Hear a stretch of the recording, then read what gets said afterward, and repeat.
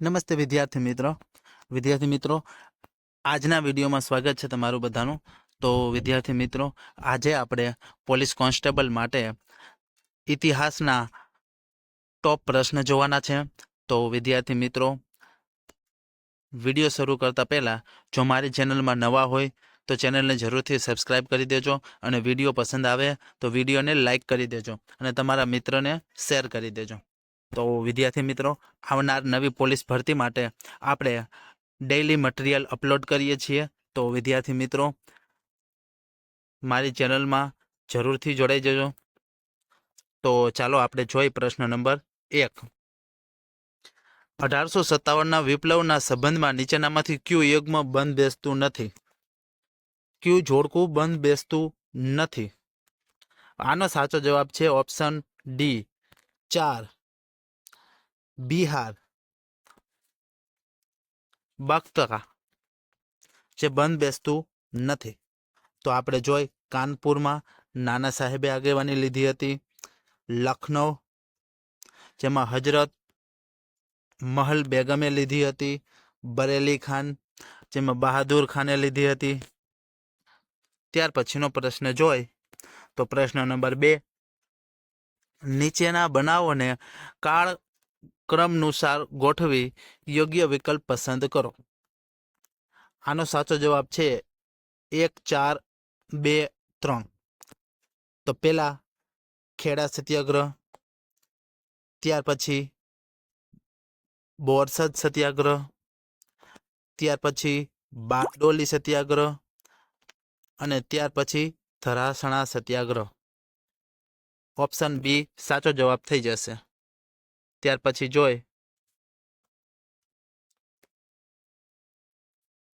પ્રશ્ન નંબર 3, નીચેના વાક્યો તપાસો। સાચો જવાબ ઓપ્શન સી, 1 અને બી બંને યોગ્ય નથી। વિધાન 1 અને વિધાન 2 બંને યોગ્ય નથી। ત્યાર પછી જોઈએ આપણે પ્રશ્ન આગળ। પ્રશ્ન નંબર 4, હડપ્પાના રાજગઢમાં સૌથી ઊંચી ઇમારત ખાલી જગ્યા હતી। સાચો જવાબ છે અનાજનો કોઠાર। ત્યાર પછીનો પ્રશ્ન જોઈ 5 નંબર, નીચેના વાક્યો તપાસો। તો આમાં સાચો જવાબ છે ઓપ્શન એ અને બી બંને યોગ્ય છે। તો જોઈએ આપણે એ, હિન્દ સ્વતંત્ર ધારો 1947ની જોગવાઈઓ મુજબ ભારતીય સંઘ અને પાકિસ્તાનની સ્થાપના કરવામાં આવેલી હતી। બીજું જોઈ, ભારતમાં સ્વતંત્ર વખતે કુલ 582 દેશી રાજ્યો હતા। તેઓના વિલીકરણનું કામ સરદાર વલ્લભભાઈ પટેલ અને તેમના સચિવ વીપી મેનને પાર પાડેલું હતું। બંને વિધાનો યોગ્ય છે। ત્યાર પછીનો પ્રશ્ન જોઈ પ્રશ્ન નંબર 6, સંસ્થા અને તેના સ્થાપકની જોડી પૈકી કઈ એક જોડી સાચી નથી? આમાં જોઈ સત્ય શોધક સમાજ દયાનંદ સરસ્વતી જે સાચું નથી। પ્રાર્થના સમાજ જે આત્મારંગ પાંડુરંગે કરી હતી। આત્મીય સભા રાજારામ મોહન રાયે કરી હતી। સંગત સભા કેશવચંદ્ર સેને કરી હતી। ત્યાર પછીનો નેક્સ્ટ પ્રશ્ન જોઈ 7, મૌર્ય વંશના જાણીતા 2 શાસકો કોણ હતા? સાચો જવાબ સી, 3 અને 4, ચંદ્રગુપ્ત અને બિંદુસાર અને ચંદ્રગુપ્ત અને અશોક। ત્યાર પછીનો પ્રશ્ન જોઈ પ્રશ્ન નંબર 8, ગદર પક્ષનું મુખ્યાલય નીચેના પૈકી કયા દેશમાં સ્થિત હતું?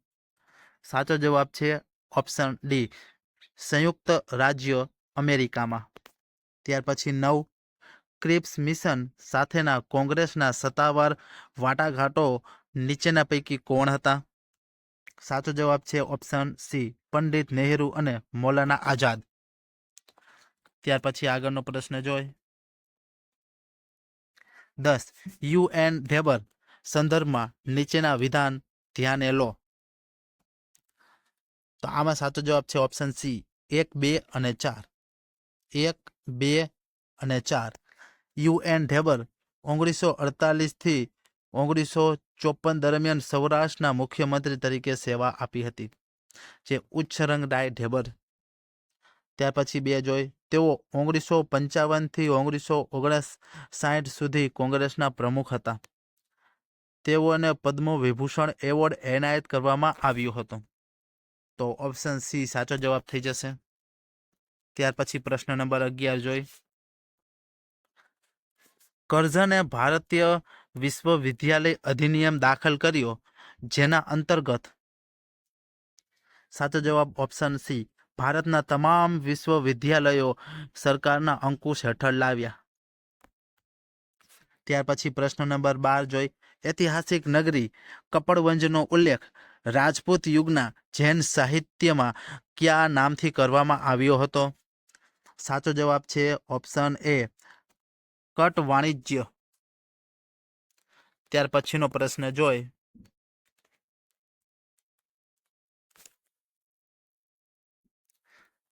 યાદી 1 અને યાદી 2 ને જોડકા રૂપે જોડો. તો તેમાં આપણે જોઈ તો ઓપ્શન ડી. પહેલું જોઈ ઋગ્વેદ ભજનોનો સંગ્રહ છે. ત્યાર પછી અથર્વવેદ તંત્ર મંત્રનો સંગ્રહ છે. ત્યાર પછી સામવેદ પવિત્ર ગીતોનો સંગ્રહ છે. ત્યાર પછી યજુર્વેદ બલિસૂત્રોનો સંગ્રહ છે. તેમાં ઓપ્શન ડી સાચો જવાબ થઈ જશે. ત્યાર પછીનો પ્રશ્ન જોઈ 14. હોમ રૂલ લીગની ચળવળ નીચેના વિધાનો ધ્યાનમાં લો. આમાં સાચો જવાબ છે ઓપ્શન સી, માત્ર 1 અને 2. તો જોઈ માત્ર 1. હોમ રૂલ લીગ ચળવળ એ પ્રથમ વિશ્વયુદ્ધ સામેની ભારતની પ્રતિક્રિયા હતી. 2 જોઈ જવાહરલાલ નહેરુ, તેજ બહાદુર સપ્રુ અને લાલા લજપત રાયે હોમ રૂલ આંદોલનને ટેકો આપ્યો હતો. બંને વિધાનો સત્ય છે. ત્યાર પછીનો નેક્સ્ટ પ્રશ્ન જોઈ પ્રશ્ન નંબર 15. ભારતના આધુનિક ઇતિહાસમાં સાબરમતી આશ્રમનું શું મહત્વ છે? સાચો જવાબ છે માત્ર 2 અને 3. તો જોઈ 2 અને 3. 2 આ આશ્રમ ખાતેથી 1930માં મીઠાના સત્યાગ્રહનો પ્રારંભ થયો હતો. 3 ભારત સરકાર દ્વારા તેને રાષ્ટ્રીય સ્મારક તરીકે ઘોષિત કરવામાં આવ્યું છે. 2 અને 3 વિધાન સાચા છે.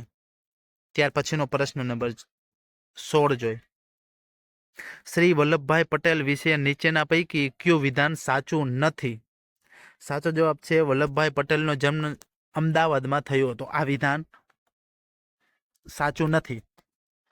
તો જોઈ આપણે સરદાર પટેલ સ્વતંત્ર ભારતના પ્રથમ ઉપપ્રધાનમંત્રી અને પ્રથમ ગૃહ પ્રધાનમંત્રી તરીકે સેવા આપી હતી. આ વિધાન સાચું છે. સરદાર વલ્લભભાઈ પટેલના પિતાનું નામ ઝવેરભાઈ પટેલ હતું. ત્યાર પછી સરદાર વલ્લભભાઈ પટેલ લોખંડી પુરુષ તરીકે જાણીતા હતા. ત્યાર પછી જોઈ પ્રશ્ન નંબર 17. મહાગુજરાત આંદોલનને જમીનોના દલાલોની લડત કોણે ગણાવી હતી? સાચો જવાબ છે જવાહરલાલ નહેરુએ ગણાવી હતી. ત્યાર પછી પ્રશ્ન નંબર 18. નીચેના પૈકી કયું વિધાન સત્ય છે? સાચો જવાબ છે ઓપ્શન બી, ગુજરાતમાં મુલુકગીરી દ્વીપકલ્પના સરદારો પાસેથી ખંડણી એકત્રિત કરવા માટે સમયાંતરે પાડવામાં આવતા દરોડા હતા. ત્યાર પછીનો નેક્સ્ટ પ્રશ્ન જોઈ 19. નીચેના પૈકી કયા ઐતિહાસિક આયોગ ભારતના રાજ્યોનું પુનર્ગઠન સંબંધિત છે? સાચો જવાબ છે 1, 2 અને 3. જેવીપી સમિતિ, ફઝલ અલી આયોગ અને ધાર આયોગ. આ ત્રણેય રાજ્ય પુનર્ગઠન સંબંધિત છે. ત્યાર પછી પ્રશ્ન નંબર 20. મહાગુજરાત આંદોલન દરમિયાન કુલ કેટલી સમાંતર સભાઓ યોજાઈ હતી? સાચો જવાબ છે 3 સમાંતર સભા યોજાઈ હતી. વિદ્યાર્થી મિત્રો, મળીએ હવે એક નવા વિડીયો સાથે.